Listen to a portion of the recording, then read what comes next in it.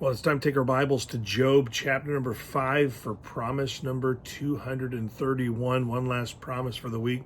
Before we get to Job chapter number 5, promise number 231, I want to encourage you to join us this Sunday morning at 10:15 a.m. at the Journey Baptist Church. I know that many of you thought last week when you went to the house of God, he's like, this is where I belong.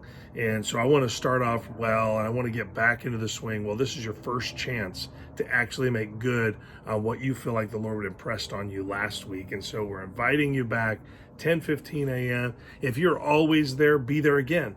And so be in the house of God. If you don't have your own place of worship, join us at the Journey. We'd love to have you. It's always nice to have new friends. And so now let's get back to promise number 231 found in Job 5, verses 17 and 18. Here's the promise. Do not despise my discipline. Here, this is the promise part. For in time I promise to heal your wounds. Job 5, 17 and 18 says this is, behold, happy is the man whom God correcteth. Therefore despise not the chastening of the Almighty. For he maketh sore, and he bindeth up. He woundeth, and his hands make whole. And now this is one that this is not one that we want to welcome very easily. In fact, most people, when trouble comes, they pray quick that it would go away as quick as possible. And then if they pray God remove it quickly. They don't want any trouble to find them. And so we might pray every day, God, keep me away from trouble. But what if trouble is exactly what we need to be corrected by the Lord? What if God is trying to bend our sinful will back into the shape that pleases him? And so God says that when he allows trouble into our lives, we should be happy that he loves us enough to bring course correction into our lives, that he loves us enough to do what it takes. Listen to this, to keep us close. I think that's something that we fail to realize, that when God is correcting us, he's trying to get us back into a close relationship with him.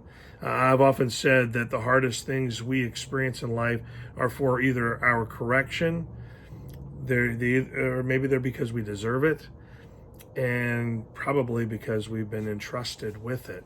In Job's case, he was entrusted with it to show us how to continue to love and worship the Lord through bad times. Listen, Job's bad times included financial loss, tragic loss of family, and the loss of his own personal health. And so Job knows God's hand personally, but he also knows the part about being made whole, that his wounds were taken care of. He may have been sore for a while, but God did the binding up. He may have been wounded, but he was made whole again by the Lord. And so, listen, he says, hey, let my discipline happen, and in time, I will heal your wounds. That should actually be an encouragement to us, because we all experience tough times. Some of us have tough times because we get ourselves into trouble. Some of us have tough times because, really unknown to us, we've gotten off course and God is just pushing us back on course. But then there's those ones where we just can't explain it. We just don't know. We don't understand. We don't have enough detail. And God is just entrusting us with it so that we can show others the way through tough times. And so let that be an encouragement to you, that God doesn't waste tough times. He doesn't put you through tough times just for the sake of putting you through tough times. He puts us through tough times, or allows tough times, because he is doing something in us.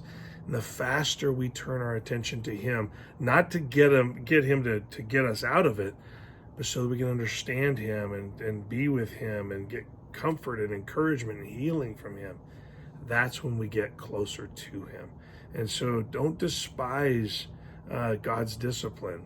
Allow him to do what he needs to do, and in due time, he'll heal us. I hope that helps. Enjoy yourselves a wonderful weekend.